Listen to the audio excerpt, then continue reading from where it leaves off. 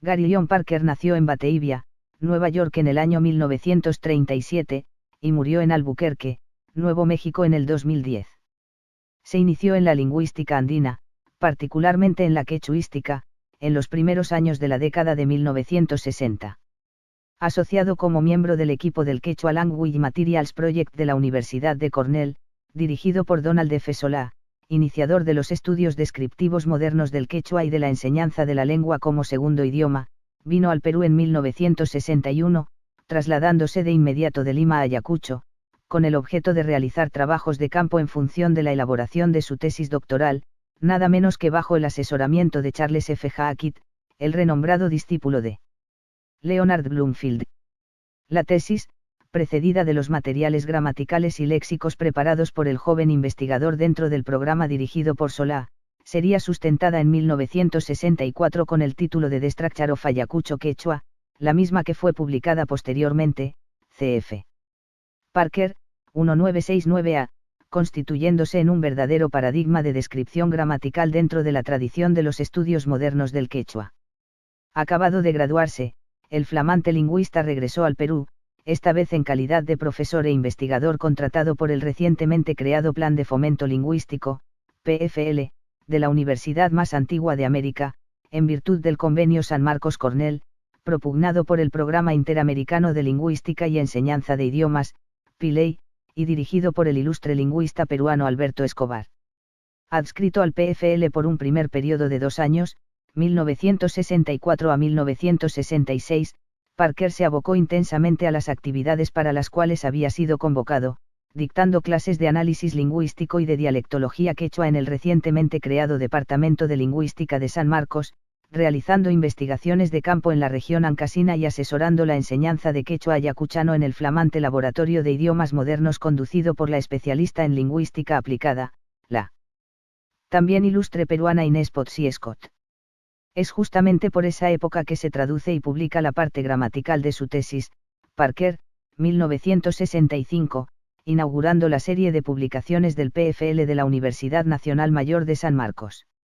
Los estudios de naturaleza sincrónica emprendidos por Parker se complementaban con los de carácter diacrónico que venía realizando al mismo tiempo, como lo prueba su primera contribución a los estudios históricos del quechua, aparecida en castellano en la entonces valiosa Revista del Museo Nacional, 1963, trabajo con el que inicia sus ensayos sobre la clasificación y la reconstrucción de los dialectos de la gran familia lingüística. Los trabajos efectuados en esta dirección, sin embargo, reclamaban urgentemente una familiaridad más cercana y directa con las variedades dialectales del quechua, obligando al autor a dar prioridad a tales estudios, en especial a los dialectos centrales, pertenecientes a su quechua B, hasta entonces pobremente descritos, cuando no ignorados por completo. No se olvide que para la intelectualidad peruana de entonces por quechua se entendía exclusivamente la variedad cuzqueña, o la sureña, siendo más concesivos, considerándose el resto de los dialectos meras bastardizaciones de aquella, indignas por consiguiente de toda atención. En vista de la postración de los estudios descriptivos mencionada, hay una suerte de paréntesis preparatorio en los trabajos de corte diacrónico de nuestro autor, etapa de acopio de materiales dialectales y de reflexión, en la que se alternan la docencia y la formación de jóvenes lingüistas con las salidas frecuentes al campo. Por aquella misma época regresaba de París el lingüista peruano Alfredo Torero, y poco tiempo después daba a conocer su trabajo de reconstrucción y clasificación de los dialectos quechuas, 1964, cuyos planteamientos, formulados sobre la base de los materiales obtenidos previamente en sus faenas de campo por la Serranía Central, resultaban asombrosamente coincidentes en lo fundamental con los de Parker, aunque ciertamente los superaban, en cobertura geográfica y profundidad temporal, teniendo en cuenta el respaldo limitado y provisional en el que se apoyaban las propuestas de nuestro autor. Terminado su contrato con San Marcos, Parker consigue afiliarse a la Universidad de Hawái, en calidad de Assistant Professor, 1966 a 1971, donde se traslada llevando consigo sus materiales quechuas, esta vez decidido a reiniciar sus pesquisas de orden diacrónico. Encuentra en dicho centro de estudios a lingüistas de primer nivel, entre ellos a Derek Bickerton, especialista en lenguas criollas, pero sobre todo a Charles James Bailey, sociolingüista, al que logra interesarlo en el quechua, y con quien desarrollará propuestas teóricas interesantes en materia de lingüística histórica y dialectología. Prosigue allí con sus trabajos de clasificación y reconstrucción de los dialectos quechuas, tópicos ciertamente exóticos para su nuevo entorno académico, esta vez alternando con el estudio de las lenguas austronésicas, concretamente del idioma de las Nuevas Hébridas, cf. Parker, 1968a, 1968b, 1969fa y 1970c. En cuanto al quechua, estamos en la segunda etapa de los estudios de naturaleza histórica desarrollados por Parker, 1969 a 1971, y a ella corresponden los trabajos que siguieron a su entrega inicial de 1963 y terminaron en 1971, año en que acaba también su contrato en Hawái, preparándose para regresar al Perú, luego de 4 años y medio de ausencia, con un breve paréntesis en el que asiste al 39 Congreso Internacional de Americanistas, celebrado en Lima, con una ponencia sobre la fonología del quechua de Huaylas, esta vez enmarcada dentro de una corriente analítica de moda por entonces, cf. Parker, 1970b. En efecto, Parker retorna al país a comienzos de 1972, convocado en esta oportunidad por el Centro de Investigación de Lingüística Aplicada, CILA, de San Marcos, sucesor del PFL, y dirigido por Inés Potsi-Escor.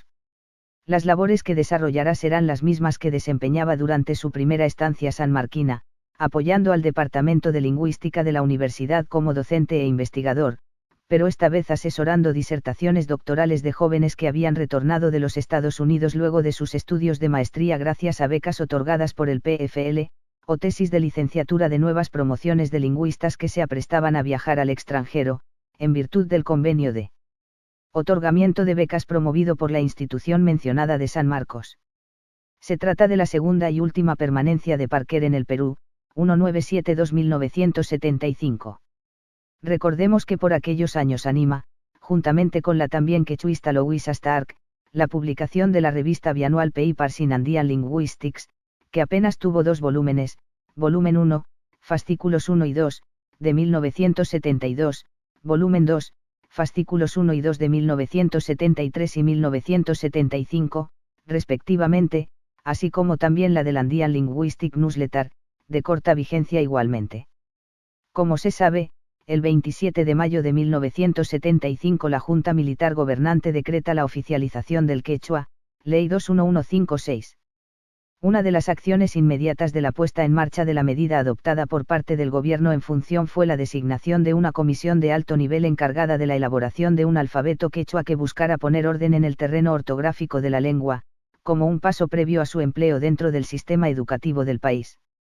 Presidida por el economista puneño Emilio Romero, la comisión estuvo integrada por 8 miembros, la mayoría de ellos cuzqueños, de los cuales solo 2 eran lingüistas, Alberto Escobar y quien escribe. Naturalmente que, para las más altas esferas militares de rango decisorio y sus asesores, y en particular para los integrantes de la comisión, el decreto ley había oficializado el quechua, entendido este por todos como la variedad cuzqueña exclusivamente, siguiendo la preconcepción señalada en líneas precedentes. En dicho contexto, fue una reñida lucha conceptual e ideológica la que sostuvimos los miembros de la comisión durante las sesiones, tratando de convencer a la mayoría de que por quechua debería entenderse, en verdad, distintas lenguas de una misma familia, y todas ellas con pleno derecho a ser reconocidas como tales. Admitiendo la dificultad de distinguir entre lengua y dialecto, los lingüistas propusimos entonces, no sin cierta arbitrariedad, el reconocimiento de 6 variedades o supralectos quechuas. Por tanto, en lugar de un simple abecedario, la comisión propuso un alfabeto básico general, una suerte de panalfabeto o inventario de grafías del cual se podía echar mano para entresacar de él las pertinentes a cada variedad identificada. Parker, quien había publicado previamente, animado por la directora del CILA, unas sugerencias para un alfabeto general de la lengua, cf. Parker, 1972b, tuvo una participación muy decisiva en el seno de la comisión, a la que fue invitado, en su calidad de dialectólogo experto, para exponer los criterios técnicos relacionados tanto con la selección idiomático-dialectal referida como con la propuesta de grafías que integrarían el alfabeto. Por lo que respecta a este, el documento elaborado fue oficializado finalmente por Resolución Ministerial 4023-75 del 16 de octubre de 1975. Otra de las acciones previstas por el gobierno militar en función de la implementación del quechua como lengua oficial fue la preparación y publicación conjunta de gramáticas referenciales y de vocabularios de consulta para los 6 supralectos quechua seleccionados, a saber, Ancash Huaylas, Ayacucho Chanca, Cajamarca Cañaris, Cuzco Collao, Junín Huanca y San Martín. Quien coordinó el trabajo respectivo en virtud de un convenio firmado entre el Ministerio de Educación y el Instituto de Estudios Peruanos, IEP, fue Alberto Escobar. Uno de los problemas que debió solucionarse en esta oportunidad fue la preparación de la yunta de materiales léxico-gramaticales para la variedad Ancash Huaylas, pues la persona indicada para hacerlo acababa de abandonar el país. En efecto, terminado su contrato con San Marcos a fines de 1975, Parker había dejado el país para dirigirse al Canadá, en cuya Universidad de Western Ontario ocuparía una cátedra de lingüística general. Menos mal, sin embargo, quedaban en el CILA sus trabajos descriptivos y lexicográficos del quechua ancasino, y lo único que hacía falta era darles un formato menos técnico y más accesible como el requerido por las plantillas preparadas por el IEP, comenzando por el uso del alfabeto oficial respectivo. No fue difícil salvar el obstáculo, el autor prepararía su gramática referencial sobre la base de sus estudios fonológicos y morfosintácticos de la variedad referida, pero en inglés, a la par que su vocabulario sería reestructurado y complementado por uno de sus exalumnos, en este caso precisamente de origen ancasino. Tal es la pequeña historia de las últimas obras quechuísticas de Parker, es decir, de su gramática quechua, Ancash Huaylas, cuya versión castellana fue improvisada por nosotros, cf. Parker, 1976, y de su vocabulario quechua, Ancash Huaylas, en coautoría con Amancio Chávez Reyes, cf. Parker y Chávez, 1972. Algunos de sus aportes más importantes tenemos. En ensayos. Clasificación genética de los dialectos quechuas. Revista del Museo Nacional 32, 241-52, publicado en el año 1963. Comparative Quechua Phonology and Grammar, clasificación. University of Hawaii, Working Papers in Linguistics 1/1, 65 a 88. Publicado en el año 1969. Comparative Quechua Phonology and Grammar V, The Evolution of Quechua by University of Hawaii, Working Papers in Linguistics 3/3, 45 a 109. Publicado en el año 1971. Gramática del quechua ayacuchano. Lima, UNMSM, Inlisiminam Tikrasa 1969 Wotapi. Publicado en el año 1965. Ayacucho Quechua Grammar and Dictionary, traducido al castellano. Publicado en el año 1969. Del estado actual de los estudios quechuas. Boletín del Instituto Francés de Estudios Andinos. Tomo primero, Pau. 41 a 50, publicado en el año 1972. En libros. Fonología y morfofonémica del quechua de Caraz, publicado en el año 1967. Derivación verbal en quechua de Ancash, publicado en el año 1973. Huaylas Quechua Phonology, a Preliminary Generative Statement Using Marknis. Publicado en el año 1975. Diccionario polilectal del quechua de Ancash. Publicado en el año 1975. Gramática quechua Ancash Huaylas, publicado en el año 1976. Diccionario quechua Ancash Huaylas, con Amancio Chávez. Publicado en el año 1976. Así, pues, los trabajos de índole diacrónica desarrollados por Parker cubren aproximadamente, con varios paréntesis en los cuales se ocupó de diversos aspectos descriptivos y dialectológicos, sin descuidar los teoréticos, toda la década de 1960. Concebidos inicialmente mientras culminaba sus estudios de doctorado, ampliados y modificados de manera sustancial durante su primera estancia en San Marcos, fueron apareciendo, luego, como documentos de trabajo, en los números iniciales de la revista Working Papers in Linguistics, del Departamento de Lingüística de la Universidad de Hawái, donde ejerció la cátedra, como lo señaláramos, durante el periodo 1969 a 1970. La primera contribución del autor, la clasificación genética de los dialectos quechuas, apareció en la revista del Museo Nacional, hace exactamente medio siglo, 1963, cf. En este volumen, trabajo y Le siguieron, esta vez en la revista hawaiana mencionada, las entregas, Comparative Quechua Phonology and Grammar, Classification, 1969b, cf. En este volumen, trabajo 2, Comparative Quechua Phonology and Grammar 2, Proto-Quechua Phonology and Morphology, 1969c, cf. En este volumen, trabajo 3, Comparative Quechua Phonology and Grammar 3, Proto-Quechua Lexicon, 1969d, cf. En este volumen. Trabajo 4, Comparative Quechua Phonology and Grammar 4, The Evolution of Quechua, 1969e, cf. En este volumen, trabajo V, y, Comparative Quechua Phonology and Grammar V, The Evolution of Quechua B, 1971a, cf. En este volumen, trabajo B. Dejando de lado su reconstrucción del léxico del proto-quechua PQ, el resto de los trabajos listados viene a ser una suerte de desarrollo desplegado y ampliado, esta vez con un mayor control de datos y con planteamientos más inclusivos, de las propuestas básicas de clasificación y reconstrucción que habían sido delineadas de manera esquemática en su contribución inicial de 1963. Dentro de este conjunto, el trabajo de reconstrucción del protoléxico de la lengua, lejos de ser un enquiste forzado, constituye, a la vez, no solo el soporte de todo el edificio reconstructivo postulado, sino también el control accesible y directo de los procesos interpretativos que sustentan las clasificaciones genéticas postuladas. De otro lado, un resumen apretado y esclarecedor de todas las implicancias de orden histórico-cultural así como de las proyecciones sociopolíticas que emanan de los estudios estrictamente lingüísticos elaborados por el autor es el último de los textos que comprende el presente volumen, y que fuera redactado y publicado en castellano precisamente dentro del amplio debate nacional suscitado por las reformas de política cultural e idiomática emprendidas por el gobierno militar, 1972a, cf. En este volumen, trabajo 7. De esta manera, la suma de trabajos armoniza plenamente, formando un tratado orgánico y coherente, metodológicamente ordenado y lúcidamente expuesto, no obstante, el carácter por momentos esquemático y provisional de su redacción. Juzgados en perspectiva, habrá que reconocer que los trabajos de Parker revolucionaron completamente los estudios sincrónicos y diacrónicos del quechua, inaugurando una nueva etapa en la disciplina, hasta entonces entrampada en una suerte de endogamia idiomática en la cual el único referente de estudio era la variedad cuzqueña, asumida como el arquetipo atemporal de la lengua, fuera de la cual subsistían, ignoradas cuando no menospreciadas, las demás variedades consideradas como desviaciones o corrupciones del prototipo secularmente idealizado.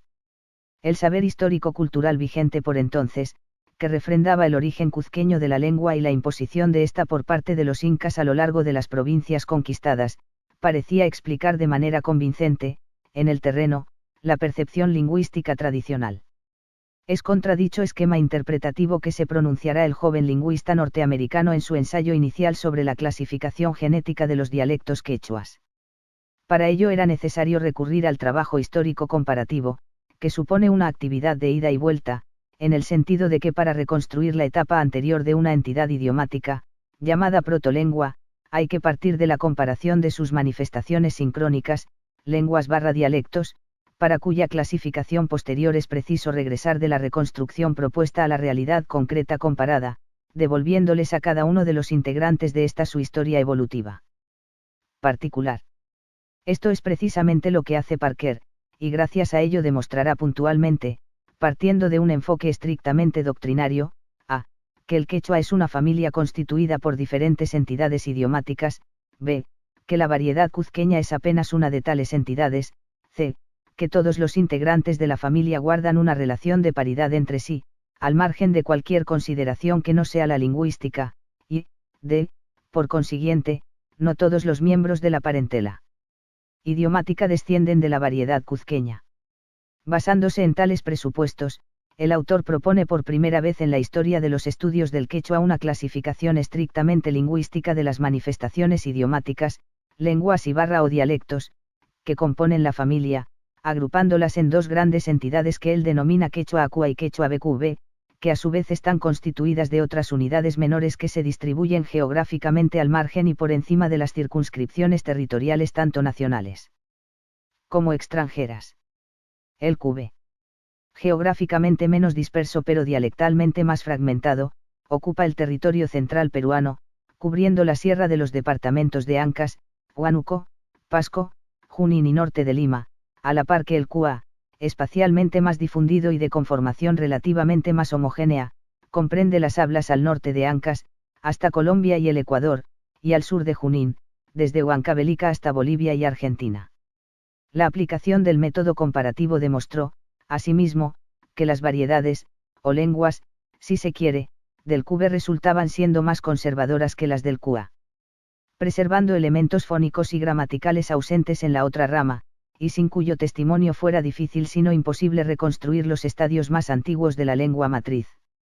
Como se echa de ver, de pronto las variedades desdeñadas y obliteradas de la lengua adquirían importancia para los estudiosos del quechua, siendo revaloradas y reconocidas en muchos casos como verdaderas joyas dialectales en tanto se mostraban relativamente más fieles al protoidioma.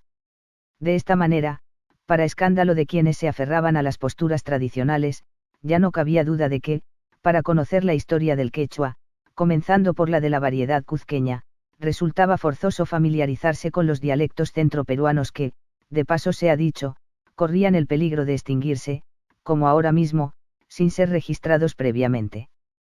Tal fue el aporte decisivo del primer trabajo de Parker, un verdadero punto de quiebre, el remolino que hacía falta para romper la quietud de las aguas estancadas del saber tradicional relativo a la lingüística quechua. Sin embargo, tal como suele ocurrir en la historia del pensamiento humano, como si las ideas de cambio y renovación estuvieran flotando en el ambiente, al mismo tiempo que Parker desarrollaba su propuesta reconstructiva y clasificatoria en la Universidad de Cornell, asesorado por Charles Hackett, otro tanto acontecía con Torero, esta vez en la Sorbona y bajo la tutela de André Martinet. Como se mencionó, al año de haber regresado de París, el lingüista peruano publicaba en los Anales Científicos de la Universidad Agraria, su primer trabajo de reconstrucción y clasificación de los dialectos quechuas, 1964. Así, pues, en el estrecho periodo de 2 años consecutivos, 1963 a 1964, contábamos con 2 propuestas sobre la clasificación, zonificación y evolución de la familia lingüística quechua. Propuestas paralelas e independientes, menos abarcadora y, por consiguiente, con menor respaldo empírico la del primero, más en todo coincidentes en los planteamientos cardinales de reconstrucción y clasificación. De este modo resultaban prácticamente equivalentes el QA y el QB de Parker con el quechua 2, QI, y el quechua y QI, respectivamente, de Torero. Gracias al manejo de un mayor número de dialectos testimonio, en especial provenientes del quechua central, la propuesta del peruano, a la vez que cubría mejor el territorio de las hablas de la familia idiomática, podía remontar a estadios temporales más antiguos de la protolengua que la del norteamericano. Fuera de las coincidencias medulares, el trabajo de Parker, comparado con el de Torero, más elaborado y relativamente completo, lucía ahora bastante modesto y provisional. Razón más que suficiente para que su autor ampliara y revisara su propuesta inicial tomando en cuenta esta vez no solo nuevos materiales a los cuales había tenido acceso gracias a sus faenas de campo sino también las postulaciones del colega quechuista. Así es como fueron siendo preparados los trabajos posteriores de nuestro autor, la mayoría de los cuales se redactarían durante su estancia fuera del país. Como podrá constatarse al leer sus estudios, Parker rectifica y enmienda varios de los puntos sostenidos en su propuesta inicial, allanándose a los planteamientos desarrollados por Torero, allí donde las evidencias parecen apoyarlo, pero discrepando hidalgamente cuando sus razonamientos no lo convencen. En cualquier caso, de plena aceptación o de rechazo abierto, nuestro autor nunca deja de reconocer el valioso aporte de su colega, como es fácil verificarlo, de manera que toda sugerencia insidiosa en contrario, Bermacera, 1974, 32 a 33, solo puede entenderse en el contexto de la vieja obsesión endémica de piratería académica propia de los pasillos y corredores sanmarquinos. Para concluir con este punto, baste recordar que las entregas posteriores de Parker a su aporte inicial siempre mantuvieron su carácter preliminar, constituyendo en verdad documentos de trabajo en proceso, antes que artículos oleados y sacramentados, respondiendo en tal sentido a la política editorial de la revista en que fueron apareciendo, y haciendo honor al título anunciado por la misma. De hecho, durante la preparación de los aportes sucesivos, entre una y otra entrega, el autor fue revisando y corrigiendo algunas de sus propuestas, a medida que accedía a nuevos datos, pero también señalando puntos débiles de sus propios planteamientos, dejando en pie alternativas de solución para un futuro tratamiento. Todo lo dicho vale para los trabajos de reconstrucción fonológico-gramatical y de clasificación de los dialectos quechuas, no tanto para su propuesta del léxico atribuible a la lengua ancestral. Sin embargo, aquí también la nota común es el carácter tentativo y provisional de la propuesta, pero la faena realizada tiene la virtud de ser, aparte de su naturaleza aplicativa y probatoria explícitas, la única de su especie emprendida hasta la fecha, con cerca de 600 protolexemas postulados.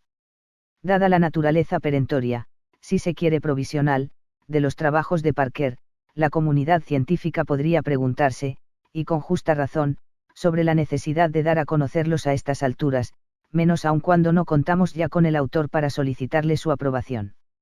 Y hasta podría surgir la duda de si a él mismo le habría caído en gracia esta decisión de publicarlos. Sin embargo, creemos que hay razones suficientes como para ensayar una justificación al respecto. En primer lugar, y atendiendo al aspecto puramente académico y científico, no obstante el tiempo transcurrido desde su aparición y sin desconocer los avances de la disciplina en el entretanto, siguen vigentes aún constituyendo lo que se ha venido en llamar la visión tradicional de la lingüística histórica quechua los planteamientos medulares del autor en materia de clasificación y de reconstrucción. Exactamente el mismo juicio vale también, detalles aparte, para los trabajos de Torero. Ciertamente, en los años 90 del siglo pasado, y en lo que va del presente, ha surgido una corriente de revisionismo dramático respecto de los temas centrales mencionados, y de sus repercusiones para la prehistoria andina, desde luego nada ajenas a la suerte de la Aymara, ver, por citar algunos ejemplos de las revisiones más drásticas, Landerman, 1991, Egarty, 2005, Hegarty y Beresford Jones, 2010, Pearce y Egarty, 2011. Itier, 2011, Adelar, 2012a, 2012b. En la medida en que tales revisiones tampoco resuelven del todo los problemas debatidos, al mismo tiempo que muestran muchos cabos por atar, dejando en claro que urge conocer mejor la realidad estudiada, no hace falta señalar que las propuestas de Parker, como las de Torero, siguen constituyendo el cartabón de consulta y el punto obligado de referencia entre los especialistas. Más aún cuando, como en el caso del primero, y a diferencia del segundo, sus trabajos, por su misma naturaleza inacabada, están llamando constantemente la atención sobre vacíos y deficiencias en la empresa reconstructiva y clasificatoria, sugiriendo alternativas de solución a los problemas discutidos, o indicando nuevas avenidas de investigación para los mismos. En segundo lugar, esta vez desde el punto de vista de la historia de la disciplina, era necesario tornar accesibles los trabajos de Parker, relegados y olvidados hasta ahora, sobre todo por estar redactados en lengua extranjera, con excepción de los textos capitulares del presente volumen, y dados a conocer en una revista igualmente inaccesible y hasta exótica para nuestro medio. Transcurridos 50 años desde la aparición de los trabajos fundacionales de Parker y Torero, resultaba igualmente simbólico ponerlos al alcance de los estudiosos contemporáneos, en el caso de los estudios del primero. La tercera razón que podemos exponer es de carácter institucional, y tiene que ver con el reconocimiento del trabajo docente e investigativo de una persona que dedicó la etapa breve pero fecunda de su carrera más creativa y productiva a la Universidad Peruana, en este caso la de San Marcos, y por intermedio de ella, al país entero, cuando por razones de política de Estado, educativa y cultural, se requería el asesoramiento del especialista. Finalmente, desde el punto de vista de las relaciones humanas, quedaba pendiente el homenaje de agradecimiento personal a quien nos iniciara en materia de análisis lingüístico, lingüística descriptiva y de dialectología quechua, compartiendo generosamente con sus alumnos, libre de toda mezquindad, los temas de sus investigaciones en marcha, orientando nuestros proyectos de trabajos que desembocarían en tesis, y disfrutando siempre del hallazgo de algún sufijo quechua desconocido o de una forma hipotéticamente postulada pero corroborada después en el propio terreno. En cuanto a la presente edición, debemos señalar que los estudios ofrecidos han sido reunidos, cronológica y temáticamente, en el orden en que fueron apareciendo y siguiendo el desarrollo ordenado del programa investigativo del autor.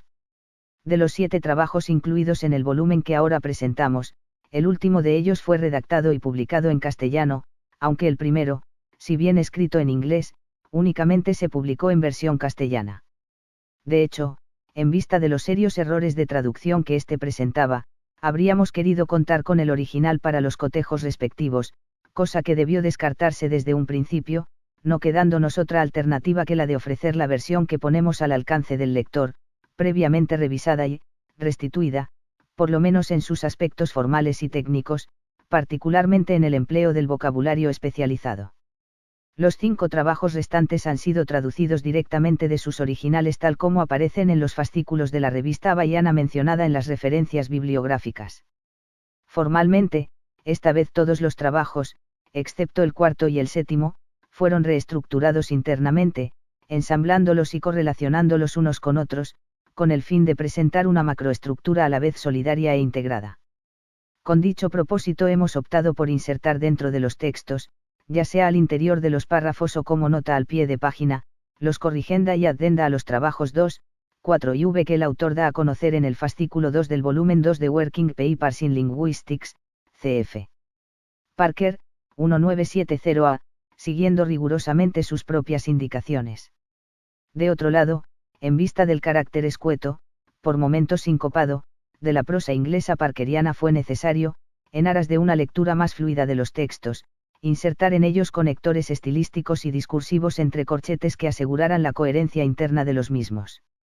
Asimismo, nos hemos valido de un recurso semejante a los agregados, siempre entre corchetes, para intercalar en los trabajos, ya sea dentro de los mismos o en llamadas a pie de página, notas y conceptos aclaratorios relacionados con las ideas y propuestas desarrolladas por el autor, así como también datos bibliográficos actualizados y referencias a estudios contemporáneos, algunos de los cuales ofrecen puntos de vista discrepantes, pero que consideramos necesario señalar con la finalidad de orientar al lector moderno.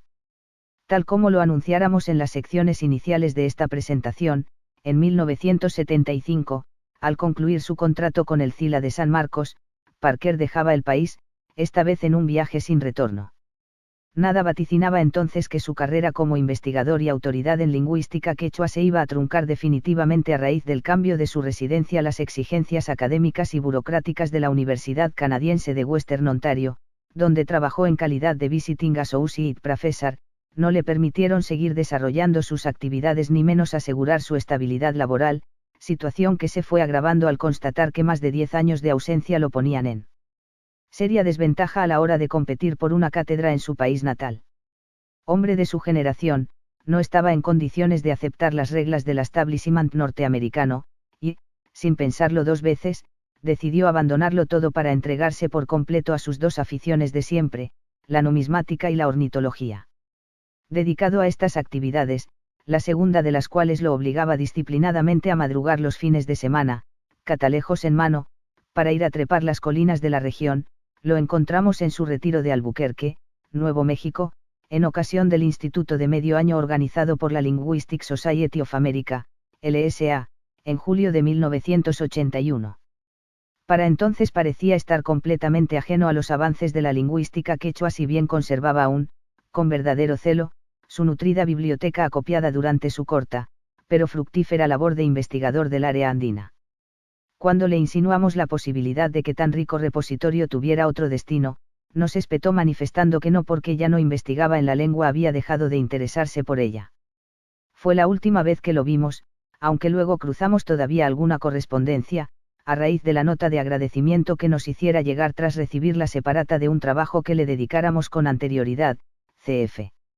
Cerrón Palomino, 1979. Luego, la distancia, los intereses ya ajenos, y quizás una cuota de mutua ingratitud, hicieron que no supiéramos más del que fuera joven profesor nuestro y colega quechuista. En efecto, cuando hace un par de años quisimos ubicarlo para proponerle el proyecto que ahora constituye una realidad, fue demasiado tarde.